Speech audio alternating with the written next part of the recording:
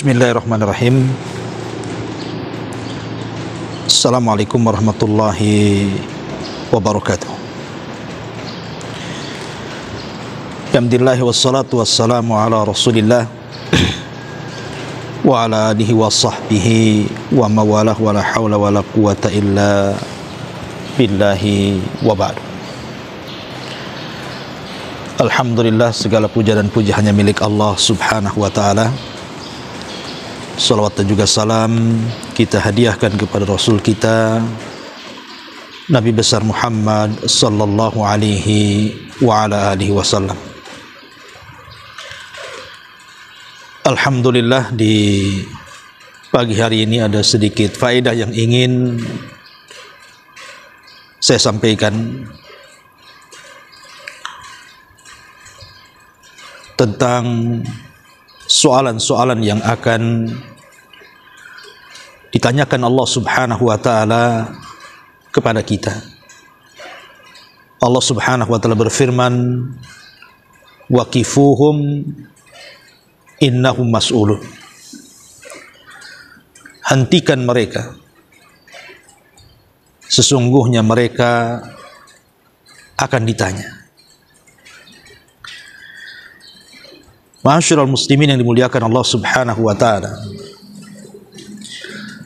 setelah Allah subhanahu wa ta'ala mengkiamatkan dunia ini,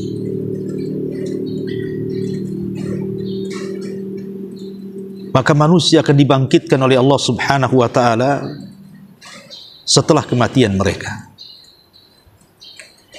Sebagaimana Nabi SAW bersabda, yuhsyarun nas yaumal qiyamah khufatan uratan ghurlan wa fi riwayatin buhman. Manusia akan dibangkitkan pada hari kiamat kembali tidak menggunakan sandal, kembali tidak dikhitan, dan tidak ada pakaian di badan, serta tidak membawa harta sedikit pun. Manusia akan dikumpulkan di sebuah padang yang sangat luas yang disebut dengan padang mahsyar.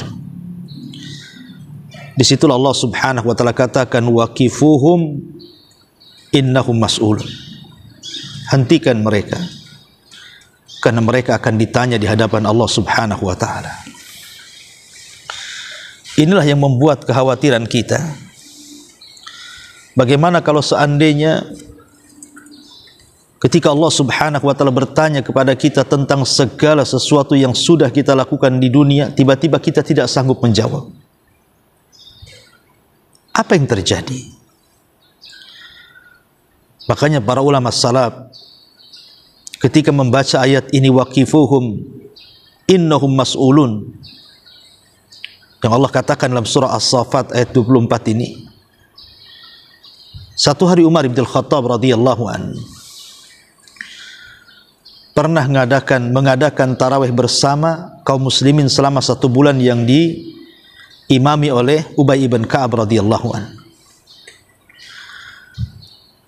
Ketika Ubay ibn Ka'ab radhiyallahu anhu menjadi imam salat tarawih, beliau membaca surah As-Saffat ayat 24, waqifuhum innahum mas'ulun. Hentikan mereka, mereka akan ditanya. Tiba-tiba salah seorang sahabat yang salat di belakang Ubay bin Ka'ab tiba-tiba pingsan. Kemudian para sahabat pun setelah tarawih mengangkat sahabat ini, membawa pulang ke rumahnya. Tiba-tiba ruhnya sudah tidak ada. Ketakutan karena memikirkan bagaimana jawaban dari pertanyaan yang akan ditanyakan Allah kepada kita. Dan itu juga terjadi kepada Ali bin Fudail Ibn Iyad rahimahullahu ta'ala. Ketika dia salat malam, kemudian dia membaca waqifuhum innahum mas'ulun, hentikan mereka, mereka akan ditanya. Maka dia pun terjatuh pingsan, kemudian meninggal dunia. Subhanallah, bagaimana ketakutan para ulama salaf dengan ayat ini. Bahkan Umar ibn Abdul Aziz rahimahullahu ta'ala dikisahkan oleh istrinya Fatimah ketika berdua salat malam. Kemudian Umar bin Abdul Aziz menjadi imam dan istrinya menjadi makmum di belakangnya Fatimah. Ketika Umar bin Abdul Aziz membacakan ayat ini, waqifuhum innahum mas'ulun, maka dia terus mengulang-ulang menangis dan menangis sampai tangisannya tidak bisa dihentikan karena ketakutannya dengan ayat ini. Begitu juga Al-Imam An-Nawawi rahimahullah tadi kisahkan dari beliau. Ketika beliau mendengar ayat ini dibacakan, maka beliau menangis sampai hampir pingsan. Ma'asyiral muslimin yang dimuliakan Allah Subhanahu wa taala, banyak soalan-soalan yang akan dikatakan atau yang akan ditanyakan kepada kita kelak pada hari kiamat. Tentu yang sebelumnya dimuqaddimahi dengan pertanyaan yang ada di kubur. Sebagaimana hadis yang ma'ruf, sebuah hadis yang disahihkan oleh Syekh Albani rahimahullahu taala. Nabi SAW mengatakan bahwa yang pertama kali ditanya manusia di kuburan adalah man rabbuka, siapa Rabb, wa madinuka, apa agamamu, wa man hadzal rajul alladzi bu'itsa fikum, dan siapa orang yang telah diutus kepada kalian. Sebagaimana hadis yang ma'ruf dari Barra ibn Azib radhiyallahu an yang dikeluarkan Imam Abi Dawud dalam sunannya. 3 soalan ini akan ditanyakan kepada kita. Siapa Tuhan, siapa nabimu, dan apa agamamu. Kalau dia sanggup menjawab, maka dia akan mendapatkan nikmat kubur. Tapi kalau dia tidak sanggup menjawab, maka dia akan mendapatkan azab kubur, iyadzan billah. Ketika manusia kemudian dibangkitkan kembali setelah kiamat yang sangat besar dan orang-orang sudah keluar dari kubur-kubur mereka, maka banyak soalan-soalan juga yang akan ditanyakan kepada mereka. Di antaranya, Anda akan ditanya atau kita akan ditanya persoalan salat. Karena Nabi SAW mengatakan, inna awwala ma yuhasabun nas bihi yaumal qiyamah min a'malihim as-salatu. Yang pertama kali dihisab pada hari kiamat dari amal-amal seseorang adalah salatnya. Maka Allah Subhanahu wa taala akan mengatakan kepada para malaikat, unzuru fi salati abdi, lihat kepada salat hambaku, apakah dia menyempurnakannya atau menguranginya. Kalau seandainya salatnya sempurna, catatlah dengan sempurna. Tapi kalau dia salatnya kurang, maka lihat amalan sunnahnya. Unzuru hal li abdi min tatawu'in, lihatlah apakah hambaku punya tatawu, amalan sunnah, salat-salat sunnah. Fa in kana lahu tatawu, kalau dia punya salat sunnah, maka sempurnakan kepada hambaku, gabungkan dengan kewajibannya. Ini yang pertama. Oleh karena itulah maka salat kita akan ditanya. Kalau orang yang salat saja akan ditanya apakah dia sempurna atau tidaknya. Kalau sempurna dicatat sempurna, kalau kurang lihat pula salat sunnahnya. Karena salat sunnah itu bisa menyempurnakan yang wajib. Bagaimana pula orang-orang yang tidak pernah melaksanakan salat? Maka mereka disediakan satu neraka khusus namanya Saqar. Sehingga Allah mengatakan, ma salakakum fi Saqar. Allah bertanya kepada mereka, apa yang membuat anda masuk neraka Saqar? Maka orang-orang yang masuk neraka Saqar akan mengatakan, lam naku minal musallin, karena kami tidak pernah salat, naudzubillah. Kemudian juga yang akan ditanyakan soal darah, soal pembunuhan. Kata Nabi SAW, awal ma yuqda bainan nas yaumal qiyamah fid dima. Yang pertama kali akan dihisab di hadapan manusia pada hari kiamat adalah persoalan darah. Jadi kalau hak Allah persoalan salat, kalau hak manusia persoalan darah. Akan ditanya. Makanya Allah Subhanahu wa taala ketika menceritakan bagaimana bayi-bayi yang tidak berdosa yang dibunuh hidup-hidup di zaman jahiliyah,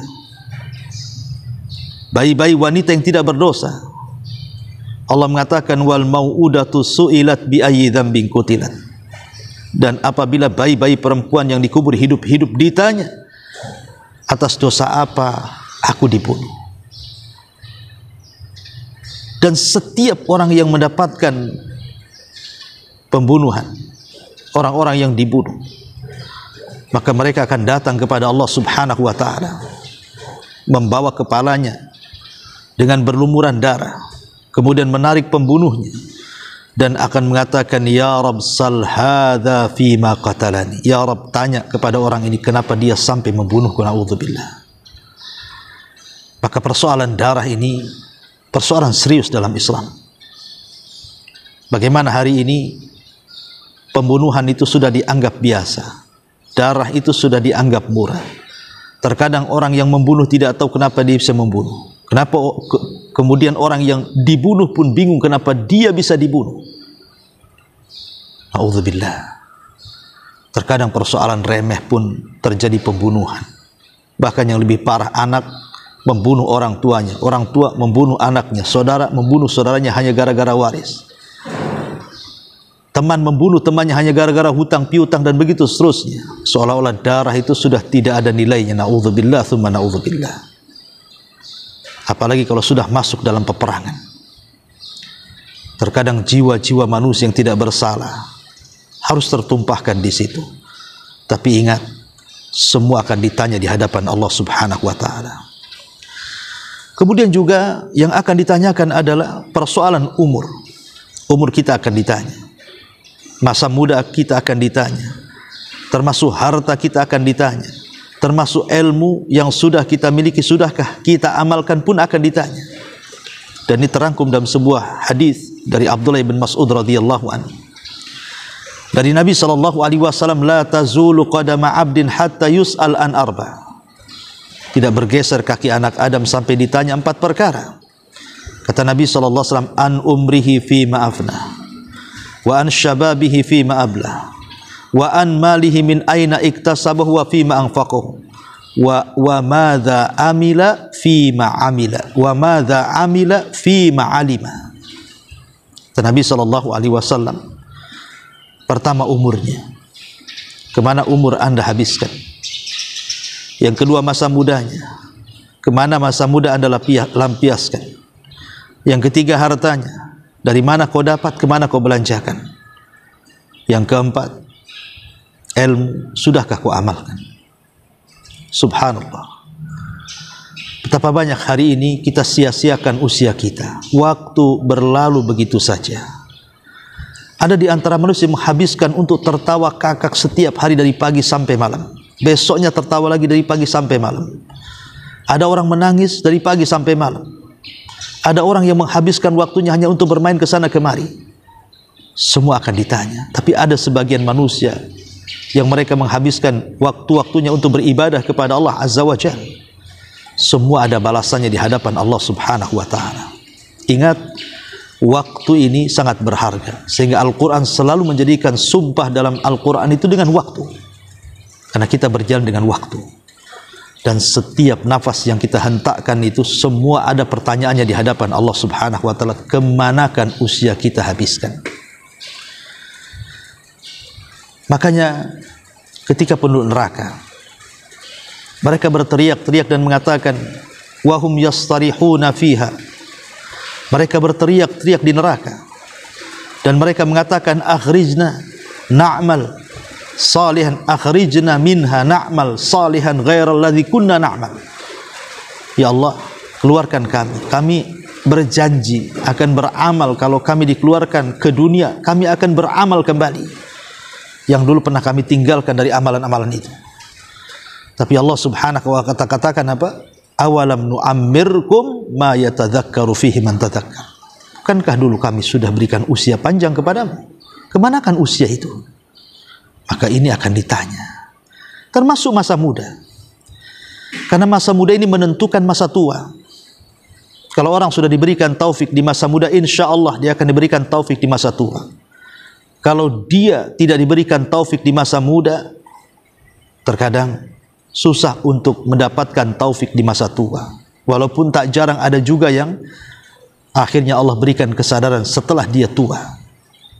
Tapi ingat, Nabi SAW mengatakan bahwa al-a'mal bi khawatimiha, amal itu ditentukan akhirnya, tapi akhir itu juga terkadang ditentukan awal dan tengahnya. Ma'asyiral muslimin yang dimuliakan Allah Subhanahu wa ta'ala, termasuk juga harta. Dari mana kau dapat, kemana kau belanjakan? Ada orang yang mencari harta dengan cara halal, tapi dibelanjakan ke yang haram. Maka dia selamat dari pertanyaan yang pertama, tapi tidak selamat dari pertanyaan yang kedua. Dari mana kau dapat, dia selamat.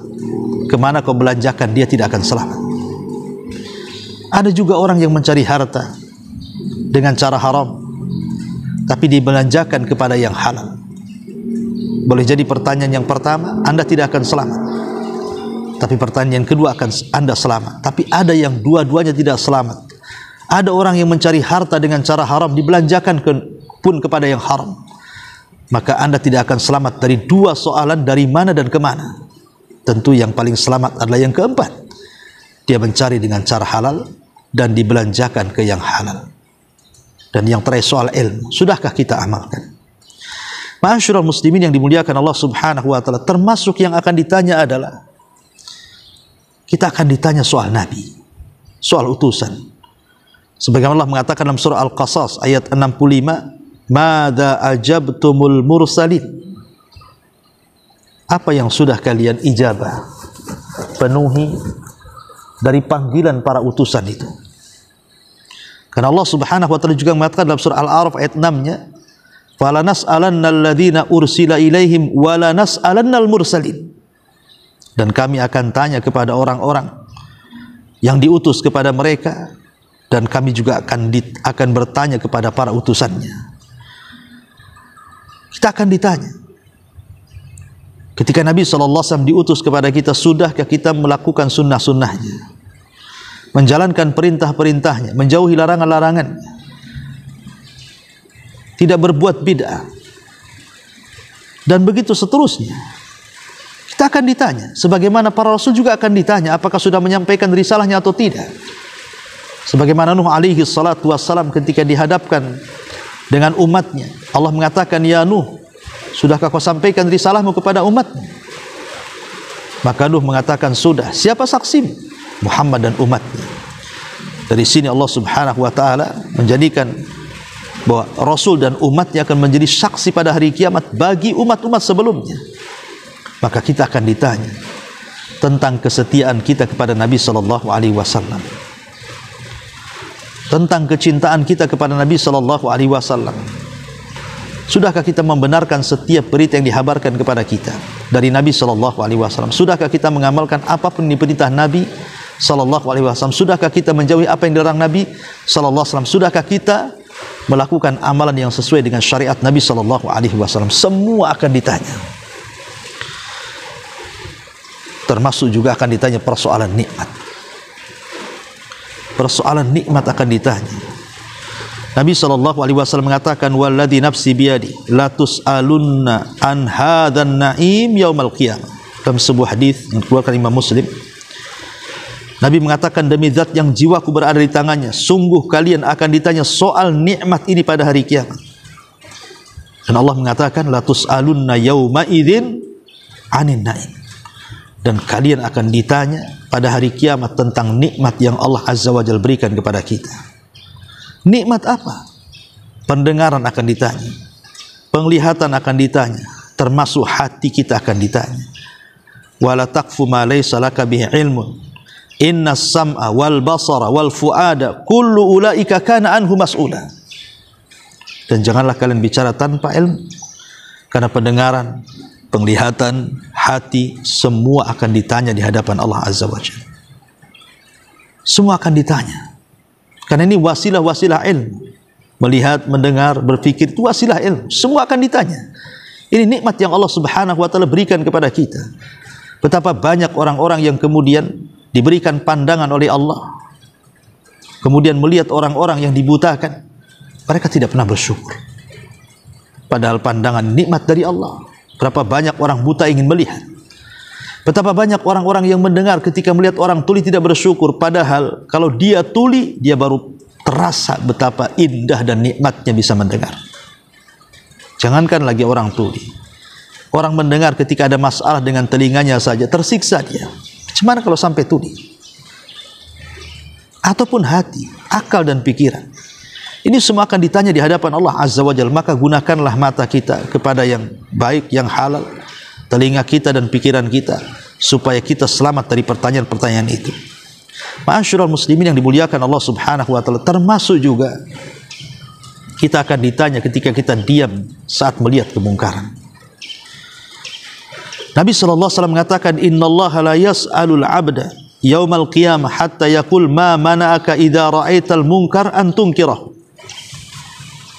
Kata Nabi sallallahu alaihi wasallam, Allah Subhanahu wa taala akan memanggil hambanya pada hari kiamat dan mengatakan, apa yang mencegahmu untuk diam dari kemungkaran?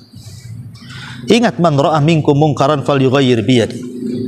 Fa illam tastati fa bi lisani, fa illam tastati fa bi qalbi wa dzalika adaful iman. Kalau kalian melihat kemungkaran, cegah dengan tangan, kekuasaan kalau mampu. Tidak sanggup dengan lisan, kalau tidak sanggup dengan hati, minimalnya ada kemungkaran yang kita ingkari. Jangan kemudian depan kita ada kemungkaran, kita diam saja. Anda selaku pemimpin melihat kemungkaran rakyatnya, cegah. Anda selaku pemimpin keluarga melihat kemungkaran dalam keluarganya, cegah. Dan begitu seterusnya. Betapa banyak orang-orang tua kita, kepala-kepala rumah tangga, yang membiarkan istrinya di atas kemungkaran, membuka aurat dibiarkan, menggibah tetangganya dibiarkan, anaknya tidak pakai jilbab dibiarkan, keluarganya melakukan maksiat dibiarkan. Dayus Anda akan ditanya di hadapan Allah Subhanahu wa taala. Ma'asyiral muslimin yang dimuliakan Allah Azza wa Jalla. Dan juga kita akan ditanya soal keimanan dan kekufuran. Allah Subhanahu wa taala berfirman di dalam surah An-Nahl ayat 60-56. Apa kata Allah? Allah Subhanahu wa taala mengatakan, wa yaj'aluna lima la ya'lamuna nasiban mimma razaqnahum tallahi la tus'alunna amma kuntum taftarun.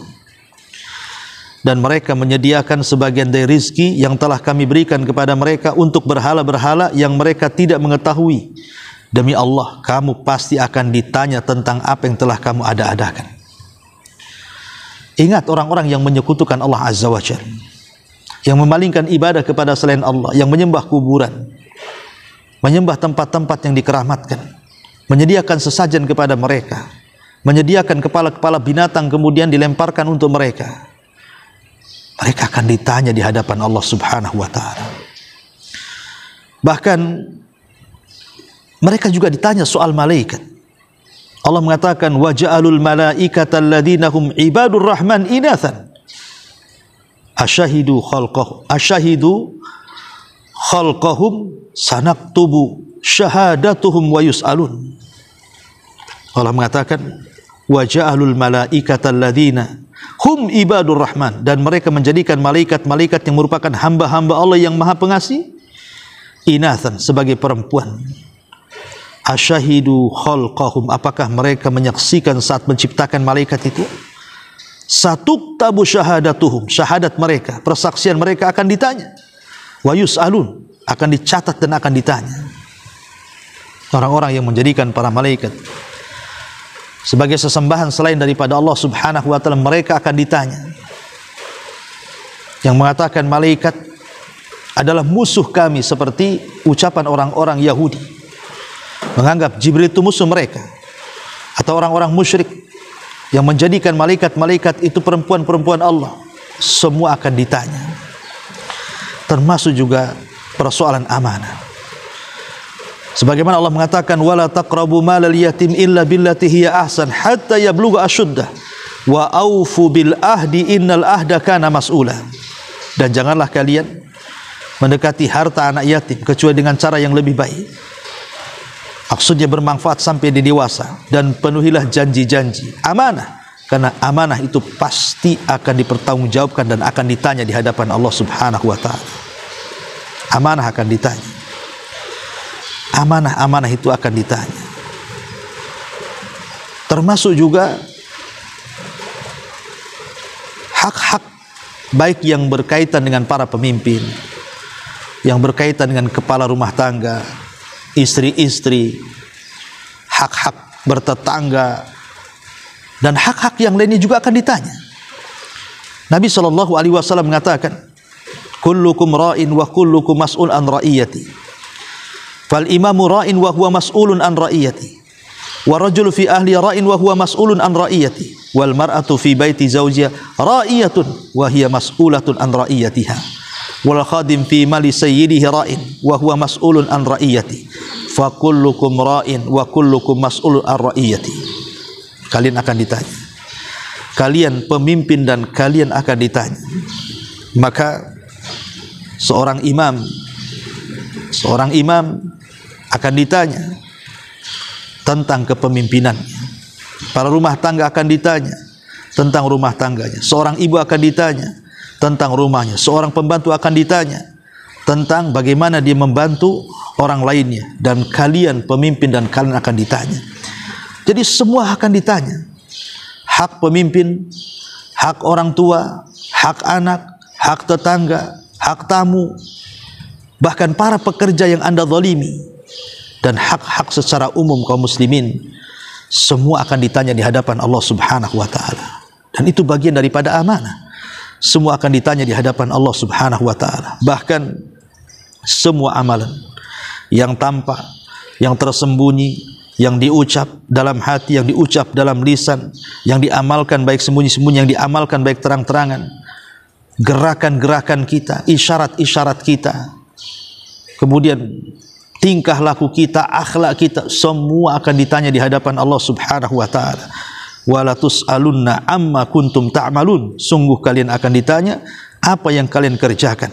Dan Allah mengatakan, fa wa rabbika lanas'alannahum ajmain amma kanu ya'malun.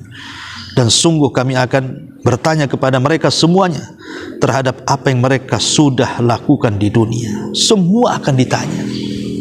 Ma'asyiral muslimin yang dimuliakan Allah Azza wa Jalla, kalau sudah tahu kita akan ditanya, lalu apa yang akan kita persiapkan dari jawaban-jawaban itu?